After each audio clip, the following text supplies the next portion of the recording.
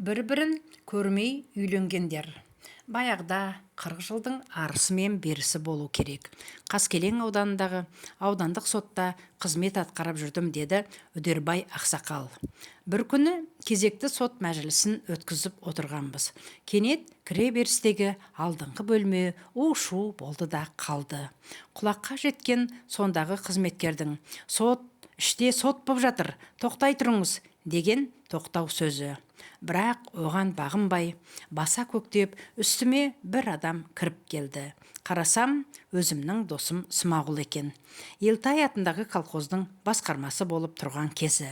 Үлкен көздері шатынаңқырап, сұрша өңі сұстанып, ашуланып алған. Кіре сала: «Тұр орныңнан, Үдербай, жүр менімен бірге», деп ай-шайға қаратпастан бұйыра сөйледі. Айтқанынан қайтпайтын қайсар досымның мінезі маған бұрыннан белгілі еді. Жүріп жатқан кезекті сот мәжілісін амалсыз тоқтатуға тура келді. «Ойбай, соттың өзін айдап әкетіп бара жатыр», десті біреулер. Далаға шыққан бойда Смағұл мені ала көзбен атып, үн-түнсіз мені үйіме қарай алып жүрді. Менің қойған сұрақтарыма тіс жарып жауап қатар деген не? Қобалжулы көңілім: «Апырай, не болып қалды екен?» деп одан арман ұйқы-тұйқы. Есіктен кірген бетте байқағаным: бір бұрышта менің туған анам көзінің жасын сүртіп жылап отыр. Үйде әйелім мен емшектен жаңа шыққан ұлым жоқ. Отты жанарлары ашумен шоқтай жайнап маған қарай жалт бұрылған Смағұл: «Үдербай, сен маған турасын айтшы, анаңмен қаласың ба, жоқ әлде әйеліңмен боласың ба?» деді тікесінен. Еш жаққа бұлтаруға мұрша бермейтін қатқыл сұрақ. Мен: «Не болды Смеке, түсіндіріп айтсаңшы былай», деп жаймеңдеп келе жатыр едім. Смағұл құлақ асқан жоқ. Жаңағы сауалын ары қарай жалғастырып: «Сен маған алдымен жаңағы сұрағыма жауап бер», деп қадалып тұрып алды. «Ойбай-ау, ол не дегенің, Смағұл? Қалай анамды далаға тастамақпын? Бірақ өйтіп таусылатындай ештеңе жоқ шығар», дедім шираңқырай сөйлеп. «Сол таусылатын жағдай болып тұр ғой. Әйелің неге анаңды жылата береді? Олай болса, мына анаңды жылатпай бақ. Бағалмасаң, өзім қазір алып кетіп бағамын», деді өктем дауыспен. «Ал әйелің енді бұл үйдің табалдырығын анаң отырғанда аттап баспайды. Ұқтың ба? Оны мен жаңа ғана төркіндеріне қарай өз қолыммен аттандырып жібердім. Анам мен келіншегімнің арасында әртүрлі кикілжің болып қалатын бұрын да сезетінмін. Көңілді күпті қылған уайымның бірі: апырай, бұл кісілер енді қайтып тіл табысар екен болатын. Мен жоқ уақытта екеуінің арасы тіпті ушығып кеткен сияқты». Бала кезден бірге өсіп, бауырдай болып кеткен адам емес пе Смағұл? Біздің үйді өз баласындай билеп төстейтін ол жай бір шаруамен кіріп келіп, анамның көз жасының үстінен шыққан ғой. Шапшаң мінезді шешімтал досым мен құсап міңгірлеп тұрмайды. Менің бар жоғыма қарамастан әйелімді үйімнен айдап шыққаны да сондықтан. Осының алдында қарт енесін сыйлай алмаған келіннен не үміт, не қайыр дегенін де естіп қалғанмын. Ал мен болсам жай адам емеспін. Қызметім аудандық соттың судьясы, талай адамның тағдырын шешетін сот билігінің өкілімін.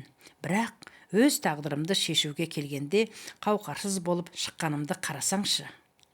Содан бірер ай үйде анамыз екеуміз ғана тұрып жаттық. Бір күні ауылға жүріп демалып қайт деген соң Елтай атындағы колхозға қарай тартып кеттім. Біз шай ішіп бола бергенде есік алдына 3 ат жегілген жеңіл арба келіп тоқтай қалды. «Жүр, екеуміз бір жерге барып келейік», деді Смағұл. Мен үшін оның айтқаны қай уақытта да заң. Дереу жолға қамдандық. Бет алысымыз осы жерден онша қашық емес Жармұхамбет деген ауыл. Смағұлдың көздеп келе жатқаны осындағы бір ағайындарының үйі екен. Біз ат басын тіреген шаңырақ иелері жасы үлкен адамдар екен. Мал сойып, дастархан жайып, бізді жылы шыраймен қарсы алып жатыр. Сол үйде таң атқанша қонақ болып дем алдық. Қайтар кезде үй иелеріне қарап отырып Смағұл: «Аға, жеңге, менің сіздерде бір бұйымтайым бар», деп бір салмақты сөздің шетін шығарды. Мына отырған менің досым Үдербай. Кешеден бері танысып білісіп жатырсыздар. Жаман жігіт емес екенін де байқаған шығарсыздар. Айтайын дегенім, осы үйдегі менің қарындасым мен осы Өдербайды табыстырсақ, келіссеңдер некесін қиып қоссақ деп едім. Қарындасымның бақытты боларына, жыламасына мен кепілдік беремін деп салған жерден тікесінен. Қазақшылық жолымен алыстан орағыта мәймөңкелеп жатпастан турасынан бірақ тартты. Бәріміз де селк ете түскендей болдық. Үй иелерін былай қойғанда, менің өзім Смағұлдың бұл ойынан мүлдем бейхабармын. Айтып отырған әңгімесі жөнінде осы уақытқа шейін ләм-мим деп тіс жарса, не қыл дейсіз? Қай заманнан бері сырлас ескі дос болғаннан кейін, арнайы осы үйге келе жатқаннан кейін, ашып айтпаса да, ең құрығанда түпкі ойын ептеп, ишаралап қоюына болады ғой. Тіпті көз қиығымен де сездіруді қажет деп таппаған сыңайлы. Айналадағы адамдардың икемге келгендерін үйіріп әкете беретін ежелден сыралғы Смағұл емес пе? Бірақ енді мені өмірімдегі шешуші сәтке байланысты дәл осылай билеп төстеп алып кетеді деп өш ұйықтасам түсіме кірсеші. Жүрегім дүрсілдей соғып, көзімді жыпылықтата берсем керек. Мына тосын ұсыныс меңдетіп жібергендей дастархан иелері де ләм деп ауыз ашалмастан бір сәтке сілейіп қалған. Сенер-сенбестерін білмей, айран асыр екеуінің де өңдерінде мына Смағұл шынын айтып отыр ма деген сұрақтың нышаны. Ойпыр-ай, ең құрығанда жол бойы қыз жайында тіс жарып бірдеме десейші деймін мен іштей. Ананы мынаны сөз етіп келе жаттық, бірақ ондай әңгіме тіпті ойымызға да келмеп еді ғой. Енді аяқ астынан Смағұлдың мынасы несі? Тіпті осы үйдің қызы бар екенін де білмеймін.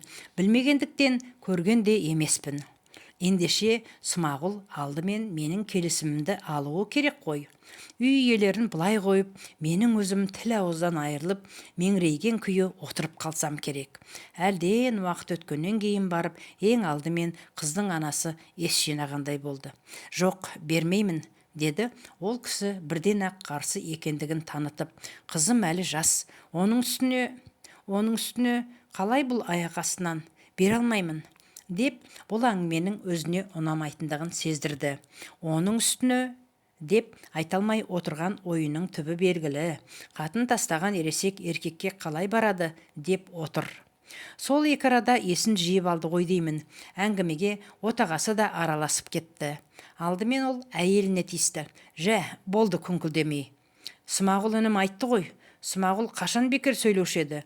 Менің қызым өзінің қарындасы. Ал қарындасын нашар жігітке қоса қоймас. Рас, балаларды қосу деген қашанда ойланатын шаруа. Бірақ бұл арада сескенетін ештеңені байқап отырған жоқпын. Мен батамды бердім. Енді қырсықпай сен де рұқсат бер, деді. Сосын әйеліне түйіліңкірей қарап. Қыздың шешесі болса басын тұқшита төмен қарап алған. Тағы да бірдеме деп міңгірлей сөйлеп елеге қоймаған сыңай танытады. Қызын маған қимай отырғаны анық. Қанша айтқанмен ана ғой. Бірдемелерді қиыстыра алмай, ығын түсіне алмай отырғаны белгілі. Ең басты түйткілі жаңағы мәселе. Манағыдай емес, есін жинап, даусын қатайдыңқырап алған отағасы өзінің билігіне енді мінген сыңайлы. Бір жағынан Смағұл да ойын одан әрмен тиянақтап, қыз шешесін көндіру қамында, сөзін дәлелдеп, тұздықтай сөйлей отыр. Отағасы екеуі ақыры бәйбішенің бетін бері қаратқандай болды. Сонымен не керек? Үй іші аяқ астынан абыр-сабыр болды да қалды. Қызы дереу киіндіріп, басына орамал жауып, жеңгелері далаға алып шыққалы жатыр.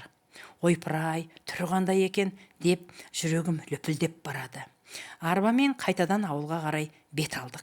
Қыз басындағы орамалын көтерер емес. Бір қырындаған күйін жүзін теріс беріп, мен жаққа мүлде бұрылмай қойды. Тап бір маған өкпелеп қалып, сонысын жаза алмай отырған адамдай. Үйінің алдына ат басын тірегеннен кейін Смағұл арбадан секіріп түсті де: «Неғып отырсың мыжырайып? Қанекей бері жүр», деді баяғы өзінің өктем дауысымен. Онсыз да бүкіл ырқымды билеп алған жолдасыма қайдан қарсы келмекпін, айтқанын орындап лыпылдай жүгіремін. Қораның ішіне кіріп екеуміз Алдымен бір ауыр флякты арбаның үстіне орнаттық. Азық түлік салынған қапшықтарды да сүйрелеп жүрміз. Ең ақырында бір семіз ісекті іркілдетіп қорадан шығарды. Сонымен тиелген жүк шағын арбаның жәрендігінен асып толып кетті. Смағұл дертедегі аттың басын өзі жетектеп әкеліп, бетімізді жолға қарай салып жіберді де игі тілегін айтып қала берді. Байқаймын, тиегеніміздің бәрі де тойға қажетті жабдықтар. Маған осының бәрі түс сияқты. Ойда жоқта аяқ астынан мынау келіншегің деп бір қызды қасыма отырғызып қойса, ол аз болғандай өз ауылына келіп, арбама қанша заттарды тиеп берсе, қалай есіңнен танбассың? Өзіме өзімнің келе бастаған сәтім, қызбен оңаша қалғаннан кейін барып қана. Жан-жағыма айналақтап қарап қоям. Шынында да маңайымызда екеумізден басқа жан баласы жоқ. Содан теміржолдан өтіп селекцияның ғылыми тәжірибелер жасалатын алқап, қалың ағаштарының арасына да кірдік. Осы араға келгенде ғана есімді жинаңқырап, сабама түстім-ау деймін. Не де болса деп көлікті тоқтаттым. Өйткені қасымда Смағұл жоқ, өзіме өзім би, өзім қожа емеспін бе? Арбама салып берген мына бойжеткеннің әлі күнге жүзін көрместен үйге қарай әкеле жатқаным қалай? Және жай әкеле жатқаным жоқ, өмірлік жар етпекпін. Ендеше тым құрғанда қандай адамға үйленгелі жатқанымды білуім керек емес пе? Өзім өңін көрмей тұрып, қалайша үйге келін етіп кіргізбекпін. Жүзін көрмегеннен кейін адам неше түрлі ойға келеді ғой. Менің шақшадай басымды шарпап, шарадай қылып жүрген ойдың жалпы нобайы мынандай еді. Өңі қандай екен, мінезі, қылығы, көңілі қона ма? Өзі жөн білмейтін болса, әрі оның үстіне өзі көріксіз болып шықсашы, қаншалықты құлай сенсем де, Смағұл досым көңіл күйінің ырқында жүріп, маған әшейін басы бос балпая қыздардың бірін қоса салса қайттым. Онда Құдайдың төбеден ұрғаны да. Достың көңіліне қараған дұрыс қой. Бірақ қанша айтқанмен өзім тұратын әйел алдымен өзіме ұнауы керек емес пе? Қойшы әйтеуір, не керек? Үйге апармай тұрып, осы айдалада мәселенің неге ашып алмаймын басын? Неге өзім көз жеткізбеймін? Құдай бетін ары қылсын. Егерде бар ғой, ұнамай жатса, мүмкін осы арадан-ақ аттың басын арбасымен қосып кері бұрмаймын ба? Қой, басын ашып алайын, таза масқара болмай тұрғанда. Мына қызықты қараңыз. Өзім қалыңдық ретінде үйіме алып келе жатқан қызға осы арада мен өмірімде бірінші рет тіл қатқалы тұрмын. Осы ойға бекіндім де бойыма бар батылдығымды жинап алып қызға былай дедім. Қарындас, дедім тамағымды жөткіріне кенеп алып. Қызға таман тақай түсіп, бетіңді аш, екеуміз танысайық. Құдай қосса енді екеуміз ерлі зайыпты боламыз. Көмейіме келіп іркіліп қалған, үлкен атанаң ұлықсатын берді ғой деген сөз, оны айтып жіберуге жібермей тұрған, манадан ішімде арпалысып келе жатқан жаңағыдай күдікті ой. Түрінен ат үркетіндей болса, ондай қыздың маған керегі не? Содан қыз басындағы орамалын ақырын сыпырып түсірді де маған жасқана қарады. Өңіне көз қиығымның түсуі сол екен, бүлк ете түскен жүрегім сабырға бой берместен аттай тулап әлді қайда ала жөнелгені. Мынау болмыс, мынау бітім мені іштен кеміріп келе жатқан шүбәлі ойларымды бір демде ақ дүр сілкіндіріп ұшырып жібергендей болды. Бір сәт көз алдым қарауытып кеткен сияқтанды. Ауа жетпей қалғандай екі қолымды ебедейсіз ербең еткіздім-ау деймін. Басым айналып құлап қалмағаныма шүкір. Сонымен не болды дейсіз ғой? Менің алдымда сопақшалау аққыба жүзді, қарақаттай үлкен отты көзді, қыр мұрны сәл кішірек біткен, қып-қызыл қалыңдау ерінді, сүйкімді бойжеткен тұрды. Сүйкімдің не? Мен ойлағаннан да арман мөлдірген жас сұлу. Мынадай қызды жар еткен жігітте сірә арман бар мекен? Әдетте сұлу қыздар кердең, паң, пышақтың жүзіндей өткір болып келеді ғой. Ал менің қалыңдығым, енді ешкімнен қысылып қымтырылмастан менің қалыңдығым деп айтайыншы, өзі сондай ажарлы жан болғанына қарамастан адамға жасқана қарайтын бір түрлі ұяңдау. Екеуміз арбадан түстік те бақты аралап біраз жүрдік. Бір-бірімізбен жете танысып әңгімелестік. Әңгімелесіп біліскен сайын төбем көкке екі-ақ елі жетпей барады. Енді кідіріп тұрудың қажеті не? Үйдегі анамды қуанту үшін дереу жүріп кеттік. Смағұл маған қосқан сол үріп ауызға салғандай сүйкімді қыз қазір қайда дейсіңдер ғой? Ол жағын ойлап, бастарыңды тым қатыра бермеңдер. Сол сұлу қыз мына алдарыңда отырған жеңгелерің бүбіш. Құдайға тәуба, ұлды қыз аралас 5-6 балам бар, тату-тәтті өмір сүріп келеміз, деп Өдербай ақсақал әңгімесін аяқтады да мардымсынған пішінмен қонақтарына жағалай қарады. Осындай аяулы жар тауып беріп, бүкіл бір әулетке ғұмырға жетер қуаныш сыйлап кеткен Смағұл ағай бұл күнде өмірде жоқ. Мынандай тосын оқиғаға қатты әсерленіп кеткен қонақтардың бірі, Алла жарықтық-ай, аруағы риза болсын, деп бет сипап еді. Ересектеу кісілердің бірі қасиетті Құранның бірі аятын қырылдақтау үнімен әндете созып оқи жөнелді. Қаншалықты нәшіне келтіріп мақамдай оқып жатқанын кім білсін. Бірақ арабша әуезді сөздерді бүкіл қонақ сілтідей тынып тыңдап қалыпты. Тіпті ортада отырған ферма партия ұйымының хатшысы да ләм деп қарсылық көрсете алмай, қарсылық көрсеткенді былай қойып, жан дүниесін тебірентіп, тұла бойды шымырлатып әкететін тылсым әуенге үйіп, мүлгіп бара жатқандай.